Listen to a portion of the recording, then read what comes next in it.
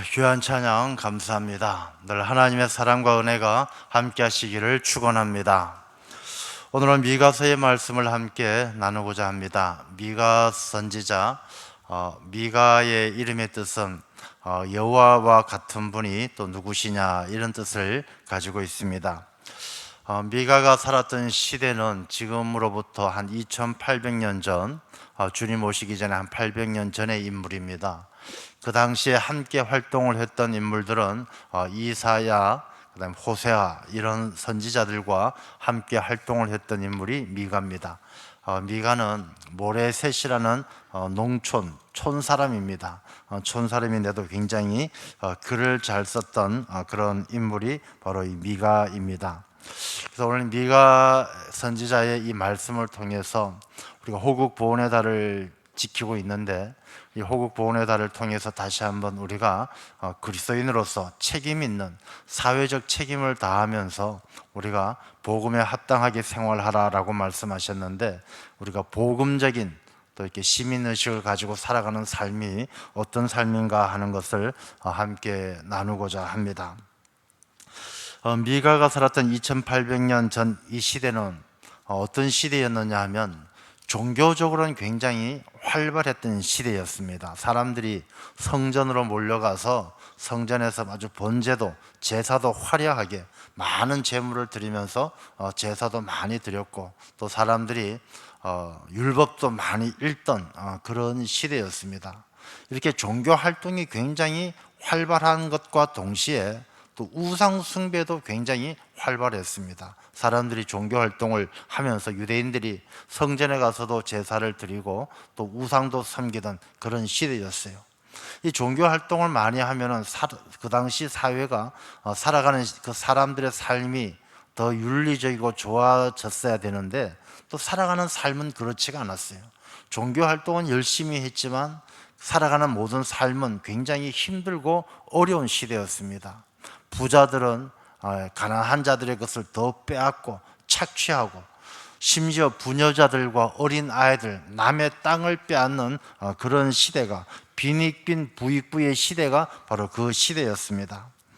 그래서 성경 말씀 미가서를 읽어보면 그런 일들이 많이 이야기가 되어집니다.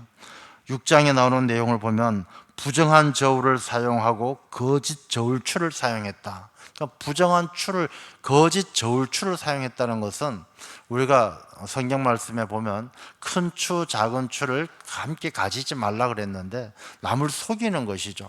자기가 살 때는 큰 추를 쓰고 팔 때는 작은 추를 써서 1kg도 되지 않는 거를 한 800g을 가짜 1kg짜리 저울추를 만들어서, 봐라 이게 1kg이지 않느냐라고 거짓말하면서 팔고, 살 때는 1kg을 사야 되는데 추를 한 1.3kg짜리 추를 만들어서, 봐라 부족하지 않느냐 더 달라, 이렇게 남을 속이는 것이죠. 거짓 저울추로 사람을 속이면서 자기의 탐욕을 채우던 그런 시대였습니다. 또한 이 부자들과 힘 있는 자들은 심지어 예언자들에게 예언도 못하게 할 정도로 압박하던, 힘 있는 자들이 종교인들, 예언자들, 선지자들에게 너희들이 말할 것이 아니다, 너희들이 왜 간섭하느냐, 말도 못하게 짓누르면서 자기 욕심을 채우던 그런 시대였습니다. 이 미가서 7장에 보면 이런 말씀도 나옵니다. 이웃을 헐뜯고 부모와 자식들이 서로 대적해서 싸우는 시대였다. 그러니까 이웃 간의 관계가 단절되어져 있는 것이죠. 이런 모습들이 2800년 전에 있었던 모습이지만 사실 지금 이 시대에도 많이 일어나고 있는 모습들이죠. 우리가 남들을 속이고 저울추, 거짓된 저울추 속이는 일들이 얼마나 많습니까? 요즘에 지금도 끝난 일은 아닙니다만은 캄보디아에 우리나라 사람들이 납치되어 가서 보이스피싱 피해가 얼마나 심했습니까? 우리 교회 성도님들 중에서도 보이스피싱을 보신 분들이 몇 분 계셔요. 그분들 중에서 또 다행히 피해를 다시 회복하신 분도 계시지만 또 회복하지 못한 분도 계시고, 우리 주변에 일상적으로 일어나고 있는 이 모습이 2800년 전에도 있었다는 것이죠. 이웃을 헐뜯고 싸우는 모습, 우리가 가끔씩 뉴스를 통해서 깜짝깜짝 놀라는 뉴스를 듣게 되어지죠. 같은 아파트 이웃 주민이 뭐 살인을 했다, 층간 소음으로 죽였다, 주차 문제로 어떻게 했다, 이런 일들이 참 사람이 살아가면서 늘 있어 왔던 일이었는데 2800년 전에도 있었고 지금도 여전히 일어나고 있는 그런 모습들을 보는 것이죠. 가족들 간의 다툼, 가족들 간에도 요즘 소송하는 사람들도 많이 있는 것을 봅니다. 자, 그래서 이런 그 시대의 모습을 이 미가서에는 단적으로 3장 11절을 보면 이렇게 표현을 하고 있어요.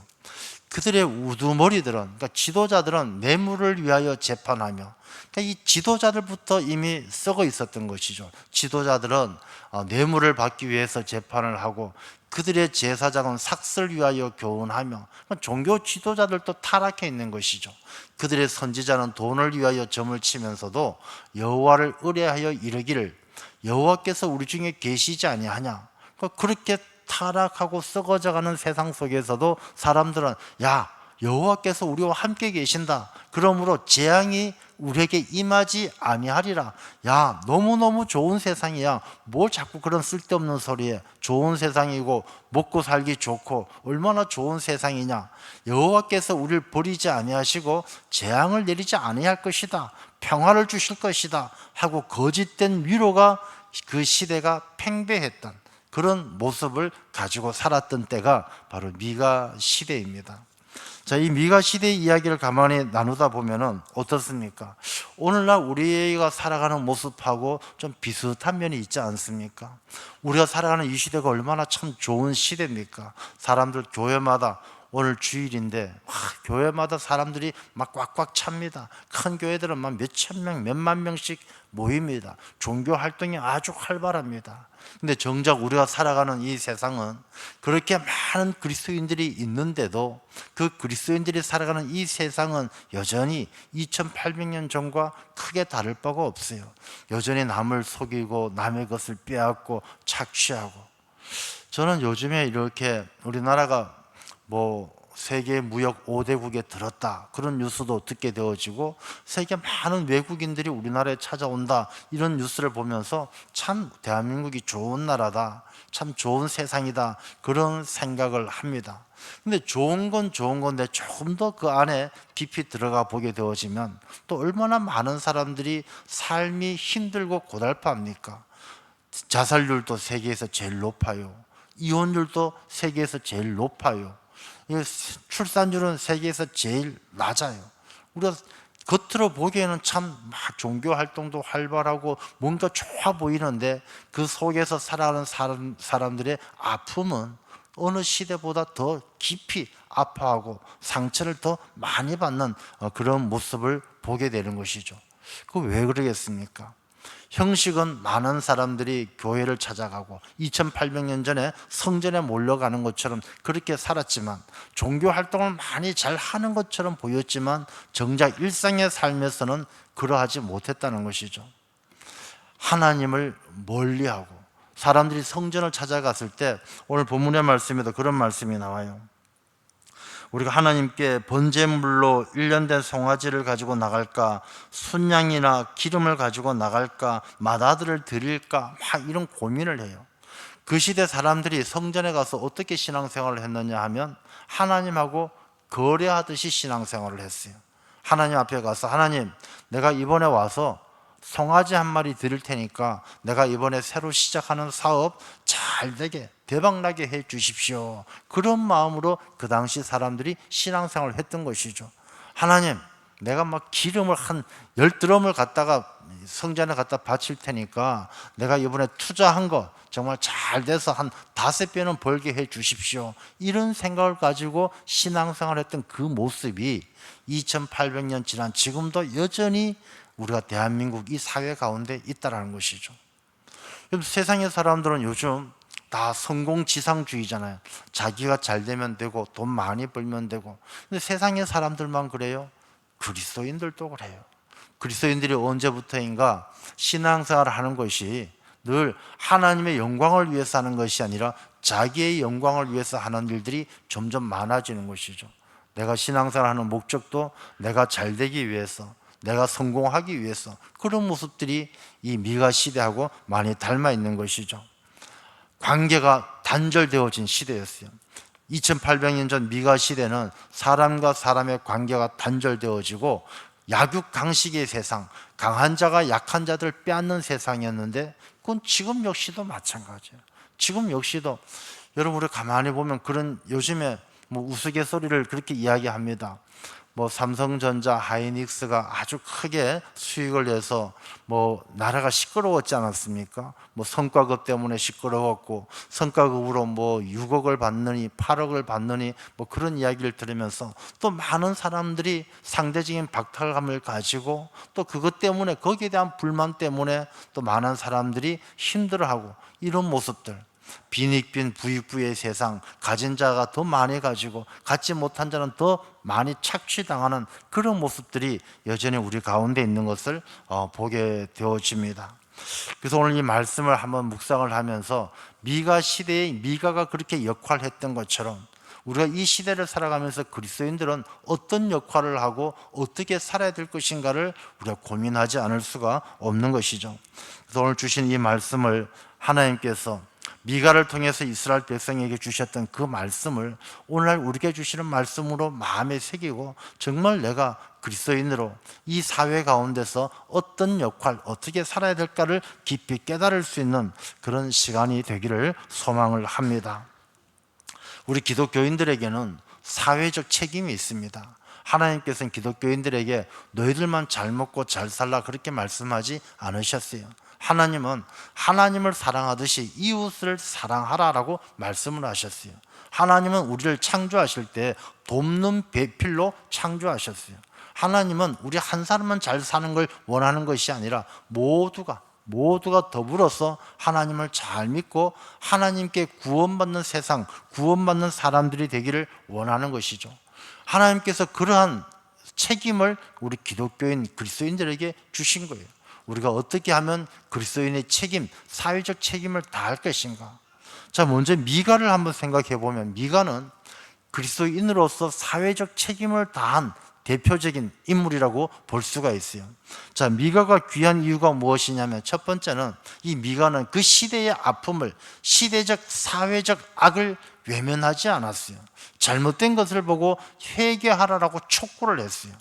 미가는 침묵하는 사람이 아니라 하나님의 뜻을 거스르고 잘못된 세상을 향해서 잘못되었다라고 이야기했던 사람이 바로 미가예요. 자, 미가는 3장 1절에서 3절까지의 말씀을 보면 어떻게 이야기하느냐?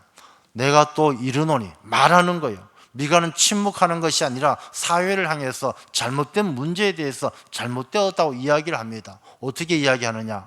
야곱의 우리 우두머리들과 이스라엘의 족속의 통치자들아 들으라.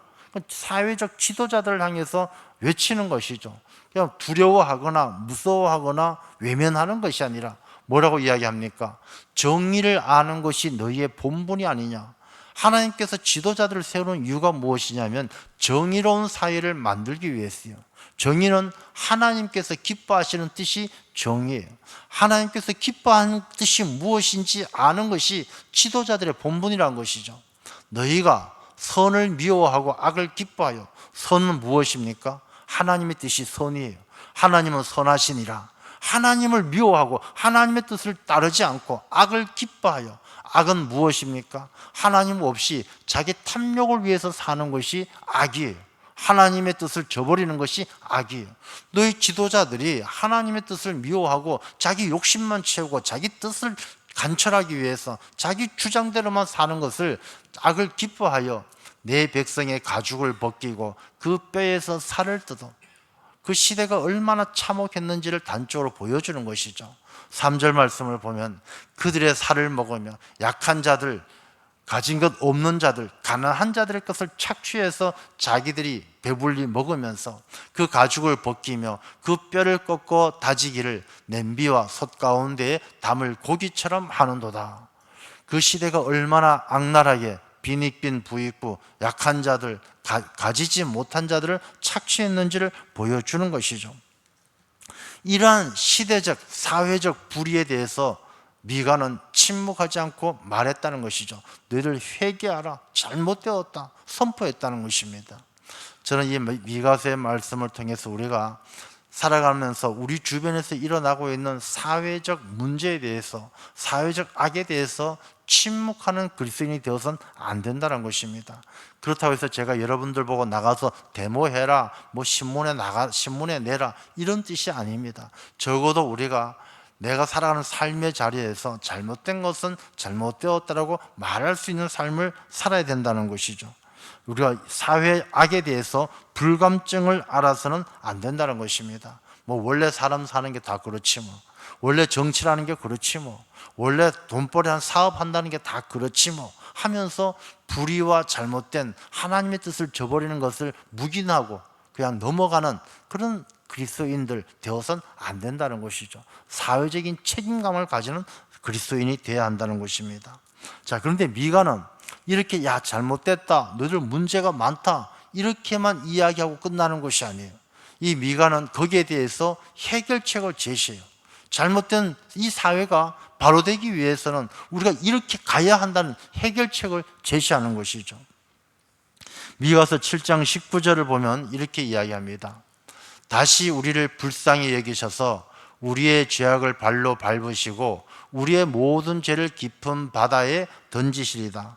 그러니까 하나님께서 우리의 죄를 다 사하시고 던져주시고 우리의 죄를 사해 주셔서 하나님께로 돌아가지 않으면 우리가 이 문제를 해결할 수 없다는 것이죠. 이렇게 말씀하십니다. 주께서는 죄악과 그 기업에 남은 자의 허물을 사유하시며 이 허물과 죄를 사해 주실 분은 하나님밖에 없다는 것입니다. 이 문제의 원인은 무엇이냐? 하나님을 멀리 떠나 있는 것이 문제의 원인이라는 것이죠. 그래서 미가는 뭐라고 얘기하느냐? 하나님께로 돌아가자는 것입니다. 하나님께로 돌아가면 인애를 기뻐하시는 하나님께서는 진노를 오래 품지 않으십니다. 하나님께서는 반드시 우리를 용서해 주시고 우리 사회가 건강한 사회, 함께 더불어서 잘 사는, 서로 돕고 돕는 사회로 하나님께서 회복하게 해 주실 것입니다. 하나님께로 돌아가자라는 해결책을 내는 것이죠. 그리고 이 미가는 하나님께로 돌아가는 걸로 끝나는 것이 아니라 새로운 세상에 대한, 미래에 대한 비전을 제시해요. 미가서 5장 2절의 말씀입니다. 이렇게 이야기하죠. 베들레헴 에브라다야, 너는 유다 족속 중에 작을지라도 이스라엘을 다스릴 자가 내게로 나올 것이라. 그의 근본은 상고의 영원에 있느니라. 메시아의 탄생을 이야기하면서 메시아가 이 땅에 오면, 예수 그리스도께서 이 땅에 오면 이 세상이 달라지게 될 것이다. 새로운 세상이 올 것이다. 미래에 대한 비전을 선포하는 거예요. 우리 그리스도인들의 삶은 그런 삶이 돼야 돼요. 우리가 이 세상에 대한 사회적인 문제, 사회악에 대해서 침묵하는 것이 아니라 회개를 촉구하고, 그 회개의 방법은 우리 모두가 하나님께로 돌아가서 하나님의 뜻을 따르는 것이고, 하나님의 백성, 하나님의 자녀가 되어질 때 예수 그리스도께서 다스리시는 새 하늘, 새 땅, 새 시대가 올 것이라는 미래에 대한 비전을 선포할 수 있는 그런 그리스도인의 삶이 되어야 할 줄로 믿습니다. 우리가 사회 구성원으로 살아가면서 그냥 누가 뭐라 하면 하는 대로, 이러면 이러는 대로, 저러면 저러는 대로, 나쁘면 나쁜 대로 그렇게 따라가는 사회적 풍조에 휩쓸려 살아서는 안 된다는 것입니다. 요즘에도 사람들을 속이는 일들이 참 많아요. 이 이게 거짓된 추를 가지고 남을 속이는 일들이 참 많아요. 우리가 너무나 쉽게 거짓말을 하고, 그리고 신앙적으로도 너무나 자기 자신이 잘못된 것을 알면서도 합리화하는 일들이 참 많아요. 우리가 하나님 앞에 온전히 예배를 드리지 못할 때, 하나님께서 우리를 하나님의 자녀로 부르시고 하나님의 말씀대로 살기를 원하실 때, 그렇게 살지 못하면서도 왜 그런 많은 핑계거리가 생기고 자기 자신의 삶을 변명하는, 합리화하는 일들이 얼마나 많은지 몰라요. 하나님은 다 알고 계시는데. 그래서 우리가 신앙생활을 하는 그리스도인들은 좀 더 우리가 책임감 있는 삶을 살아야 되겠다라는 것을 생각을 하게 되어집니다. 그래서 미가는 오늘 본문의 말씀을 통해서 무엇을 말하느냐 하면 6절 7절의 말씀처럼 우리가 번제를 가지고 무엇을 가지고 이게 하나님을 기쁘게 할 수 있는 것이 아니란 것입니다. 하나님의 백성, 하나님의 자녀들은 자기 뜻대로 하는 것이 아니라 하나님의 뜻대로 사는 것이 하나님의 백성이에요. 진짜 그리스도인은 자기 뜻대로 사는 사람이 아니라 그리스도가 기뻐하는 뜻대로 사는 것이 그리스도인이죠. 그래서 여기서 이 미가가 이야기하는 것은 번제물 송아지 드리고 기름 드리고 순양을 드리고 그걸로 갖다 드리면서 하나님 내가 이만큼 드렸으니까 하나님 이만큼 주십시오 하는 그런 신앙생활, 그것은 잘못되었다라고 이야기하는 것이죠. 우리도 마찬가지예요. 우리가 신앙생활 하면서 하나님 내가 헌금을 이만큼 했으면 하나님 나한테 이만큼 해줘야 되는 거 아니겠습니까? 하나님 내가 10년 다녔고 20년 다녔으면 20년 다닌 만큼 하나님 내게 뭘 줘야 되는 거 아닙니까? 라고 생각하는 것, 그것을 이 미가는 잘못되었다고 이야기하는 거예요. 왜 잘못되었습니까? 그렇게 이 생각하는 것은 자기 뜻대로 신앙생활을 하는 거예요. 하나님 내가 이만큼 줬으면 하나님 이만큼 주세요. 자기가 중심이 되고 자기 뜻대로 자기가 잘 되기 위해서 자기 중심적인 신앙생활이기 때문에 잘못되었다라고 이야기하는 거예요. 그 시대에 많은 사람들이 성전에 가서 제사를 많이 드렸지만 제사의 목적이 무엇이냐? 하나님의 영광이냐? 아니에요. 자기의 욕망을 채우기 위해서 그랬다는 것입니다. 우리가 가인과 아벨이 있어요. 가인과 아벨이 있는데 하나님께서는 아벨의 제사를 받으시고 가인의 제사를 받지 않으셨어요. 창세기 4장 3절과 5절의 말씀을 보면 그렇게 이야기합니다. 세월이 지난 후에 가인은 땅의 소산으로 제물을 삼아 여호와께 드렸고 아벨은 자기도 양의 첫 새끼와 그 기름으로 드렸더니 여호와께서 아벨과 그의 제물은 받으셨으나 가인과 그의 제물은 받지 아니하신지라. 가인이 몹시 분하여 안색이 변하니. 아벨의 제사를 받고 가인의 제사를 받지 않은 이유가 무엇이겠습니까?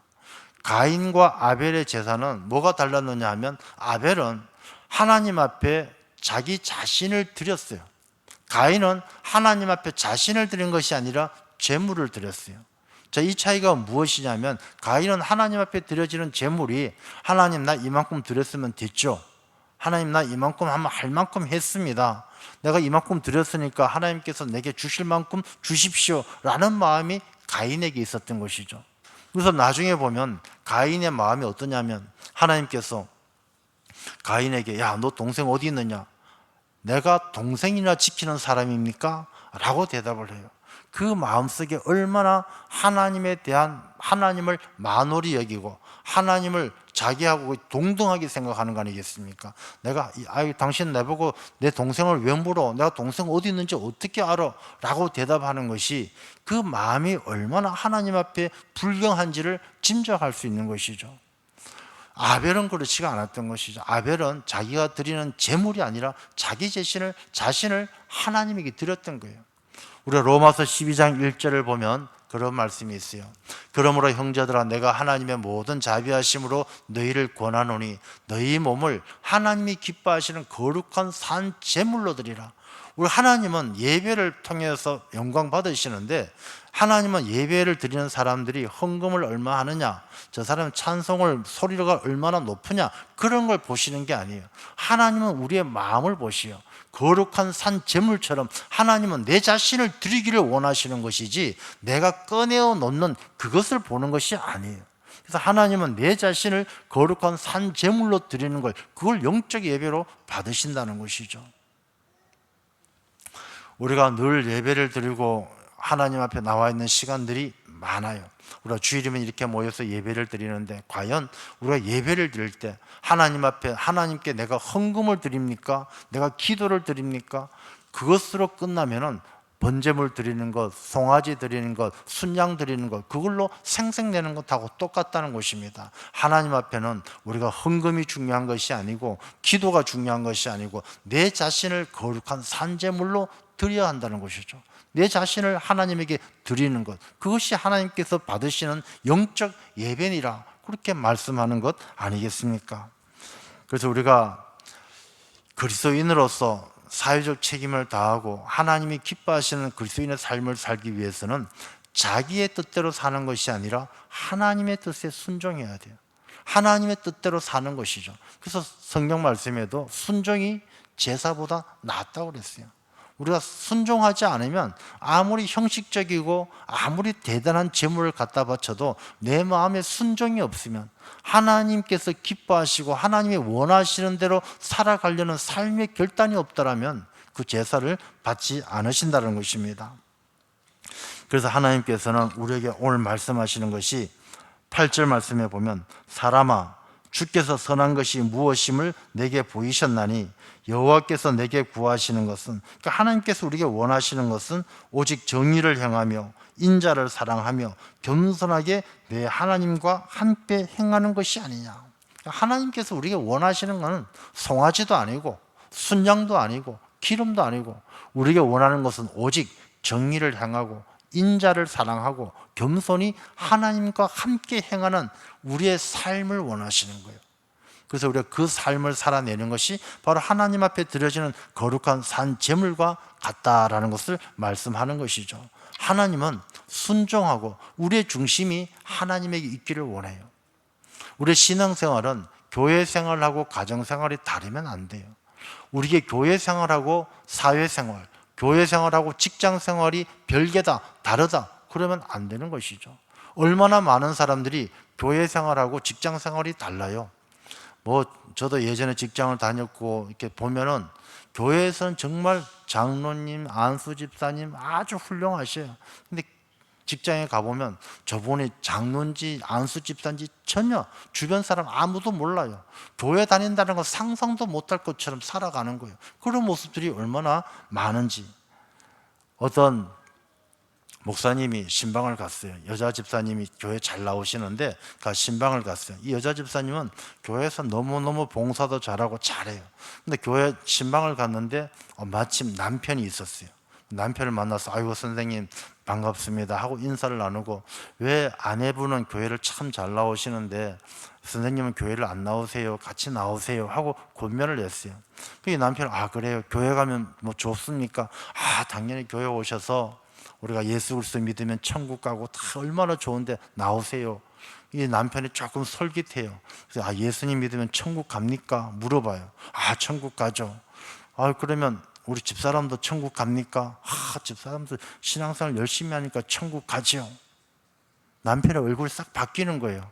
내가 지금 사는 것도 너무 힘든데 죽어서 천국 가서도 저 여자랑 같이 살아야 됩니까? 이 목사님 앞에 그렇게 이야기하는 거예요. 그 여자 집사님은 교회에서 너무너무 생활을 잘하지만 집에 가서는 남편에게 너무너무 못했던 것이죠. 남편은 내가 아내가 천국 같이 간다라면 저 별로 천국 가고 싶은 마음이 없습니다. 여러분, 믿는 사람들은 교회 생활이나 가정 생활이 똑같아야 돼요. 교회에선 착하고 집에 가서는 아주 뺑덕어멈이 되고, 그래서는 안 된다는 것입니다. 그래서 이 말씀을 보게 되어지면 여호와께서 우리에게 원하시는 것이 첫 번째는 무엇이냐? 정의를 행하며, 정의. 이 정의란 것은 하나님의 성품이에요. 하나님께서는 늘 의로운 일을 기뻐하셔요. 그래서 우리가 신앙생활을 하는 그리스도인들이 살아가면서 삶의 기준이 이 정의가 있어야 돼요. 올바른 일이 있어야 돼요. 자기 욕심만 채우려고 해서는 안 된다는 것입니다. 그래서 우리가 예전에 보면 그런 말들이 많았잖아요. 유전무죄, 무전유죄. 돈이 있으면 있는 죄도 없어지고 돈이 없으면 없는 죄도 만들어지고, 세상이 그래서는 안 되는 것이죠. 그런 세상이 되지 않기 위해서는 우리 그리스도인들이 정의롭게 살아갈 필요가 있다는 것입니다. 잘못된 것은 잘못되었다고 말할 줄 알아야 되고, 틀렸으면 틀렸다고 말할 줄 알아야 한다는 것입니다. 우리가 하나님은 공의로우신 분이시기 때문에 성경 말씀을 보면 정의롭지 못한, 공의롭지 못한 사회는 하나님께서 반드시 심판하셨어요. 그래서 하나님께서는 정의롭지 못하고 공의롭지 못한 사회는 심판하시는데, 왜 그러느냐? 정의가 없는 사회에서는 우리의 믿음 생활을 할 수가 없어요. 옳은 게 옳지 않고 틀린 게 틀리지 않다라면 그 사회에서는 하나님을 믿는 그리스도인들이 신앙생활을 할 수 있는 세상이 만들어지지 않는 것이죠. 그래서 우리가 오직 정의를 행하며 라는 것은 우리가 내 자신이 이 세상 내가 사회 구성원으로서 살아갈 때에 이 사회가 하나님 앞에 바로 세워질 수 있도록 정의롭게 되어질 수 있도록 내 자신이 먼저 정의를 행하며 살아야 한다는 것입니다. 이 정의가 무너진 사회는 하나님께서 돌보지 않으셔요. 우리 대한민국이 더욱더 든든히 하나님께서 축복하시고 좋은 세상, 좋은 나라 되기 위해서는 우리 그리스도인들이 정의롭게 살아야 돼요. 우리 사회가 이 정의를 회복하고 부정부패를 다 쫓아내고 거짓된 세상을 쫓아내고 정의로운 사회가 되어질 때 하나님은 이 대한민국을 더 축복하시고 하나님께서 더 귀하게 쓰실 줄로 믿습니다. 그 다음에 인자를 사랑하면, 이 인자란 말은 원어로 보면 헤세드란 말인데, 인자는 하나님의 성품이에요. 하나님께서 우리를 사랑하시고 우리에게 은혜 베풀어 주시는 그 마음이 이 헤세드, 인자예요. 그래서 인자를 사랑하며라는 것은 하나님의 그 사랑을 본받아서 그 사랑을 행하는 것을 너무너무 기뻐해야 된다는 것이죠. 이웃을 사랑하라는 말에서 그치는 것이 아니라 이웃에 대한 그 마음이 하나님의 사랑 같은 마음이 되어야 돼요. 하나님의 사랑은 어떤 사랑입니까? 하나님의 사랑은 끝이 없고 하나님의 사랑은 대가를 원하지 아니하시고 베풀어 주시는 사랑이에요. 그래서 하나님의 사랑으로 이웃을 사랑하는 것, 우리가 이웃들을 사랑할 때에, 그래서 하나님은 내 몸과 같이 사랑하라 그렇게 말씀하지 않습니까? 자기 몸과 같이 사랑해야 될 것이 이웃에 대한 사랑이에요. 그러면 이렇게 이야기하면 사람들 생각하기를, 야, 그러면 내가 굉장히 막 헌신하고 많은 돈도 많이 써야 되고 갖다 줘야 될 것도 많고 이렇게 생각하는데, 그런 의미가 아니에요. 하나님의 사랑은 많이 주고 많이 베푸는 것이 아니라 진실된 거예요. 정말 필요한 사람에게 꼭 필요한 사랑을 베푸는 거예요. 우리가 이렇게 예배를 드리고 신앙생활 하는데 새신자가 하나 왔어요. 새신자가 오면 이 새신자를 정말 너무너무 반갑고 기쁜 마음으로 맞이하면서 따뜻하게 말 걸어주고, 또 그 사람이 불편함이 없도록 잘 안내해주고, 내가 어려운 일이 있으시면 함께 기도해주고, 이 따뜻한 진실된 마음으로 대하고 만나주고 이야기해주는 것, 그게 바로 헤세드예요. 하나님은 우리가 힘들고 어려울 때 우리 마음을 만져주시는 것처럼 정말 꼭 필요한 사람에게, 정말 너무 어려운 사람에게 내가 먼저 다가가는 것, 그게 인자를 사랑하는 거예요. 성경 말씀에도 보면 요한일서 3장 17절 18절을 보면, 누가 이 세상의 재물을 가지고 형제의 궁핍함을 보고도 도와줄 마음을 닫으면 하나님의 사랑이 어찌 그 속에 거하겠느냐. 우리가 그 마음이 중요하다는 것이죠. 이 마음을 닫으면은 내가 아무리 많은 걸 갖다 주고 많이 베풀어도 소용없어요. 우리 진실된 마음으로. 그래서 자녀들아, 우리가 말과 혀로만 하지 말고 행함과 진실함으로, 행함이 있고 진실함이 있고, 진실하면 행함이 따라오는 것이죠. 그렇게 이웃을 사랑하는 것이 인자를 사랑하는 거예요. 그래서 우리 그리스도인들은 정의를 행하고 인자를 사랑하고, 그 다음에 세 번째 무엇이냐? 겸손하게 내 하나님과 함께 행하는 것이 아니냐. 여러분, 우리가 정의를 행하고 인자를 사랑하는 것은 하나님과 함께하는 겸손함이 없으면 할 수 없는 일이에요. 그래서 하나님과 함께하는 겸손함이 무엇이냐? 내가 하나님 앞에 얼마나 내 자신이 부족하고 연약하고 모자라는 사람인지 인정하고 하나님 아니면 살아갈 수 없다는 사실을 고백하는 것이 겸손함이에요. 그럼 겸손하다는 사람들은 늘 내가 하나님 앞에 서서 코람데오라고 이야기하죠. 하나님 앞에 서서 살면서 내가 얼마나 부족한지 늘 잊지 않고 사는 사람이 겸손한 사람이에요. 어떤 사람은 내가 이거 다 했어, 내가 이거 다 해결할 수 있어, 내가 이거 다 만들어낸 거야, 그렇게 이야기하는 분들이 있는데, 그런 사람들은 하나님 앞에 있는 사람이 아니에요. 하나님 앞에 있는 사람은 자기가 그 일을 함에 있어서 하나님께서 얼마나 나를 돌보시고 도와주셨는지 잊지 않는 사람, 그런 사람이 겸손한 사람이에요. 겸손하지 않으면 우리가 인자를 사랑할 수 없고, 우리가 하나님의 마음으로 이웃들을 사랑할 수 없고, 겸손하지 않으면 정의를 행할 수 없어요. 우리가 정의를 행한다는 것은 하나님 앞에 서서 내가 부족하고 연약하지만 하나님께서 능력으로 함께 하시기 때문에 우리가 정의를 행하는 데 앞장설 수 있는 것이지, 내가 잘나서 내가 대단해서 정의를 행하는 것이 아니에요. 감히 누가 자기가 얼마나 선하고 얼마나 똑똑해서 얼마나 자기가 올바라서 정의를 행할 수 있겠습니까? 우리가 하나님 앞에 겸손함이 없으면 정의를 행하거나 우리가 인자를 사랑할 수 없다는 것이죠. 여기에서 행한다는 말은 겸손하게 내 하나님과 함께 행하는 것이 아니냐. 이 행한다는 것은 이례적인 이야기가 아니에요. 계속해서 반복되어지는 지속적인 삶의 행위를 이야기해요. 우리가 날마다 내 삶 속에서 내가 하나님 앞에 서서 나를 자신을 돌아보는 거예요.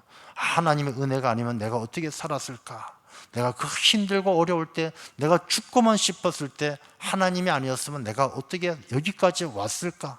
늘 하나님 앞에서 살아가는 자기 자신을 성찰하는 것, 돌아보는 것이, 그것이 일상이 되어지는 것, 그것이 매일매일 반복되어지고 아침에도 점심에도 저녁에도 하나님 앞에 있음을 잊지 않는 것, 그게 바로 하나님과 함께 행하는 사람의 삶이다라는 것입니다.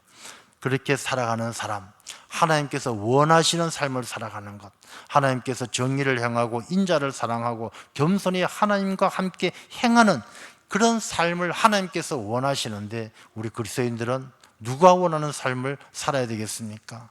자기가 원하는 삶을 사는 사람은 잘못된 길로 가는 것이죠.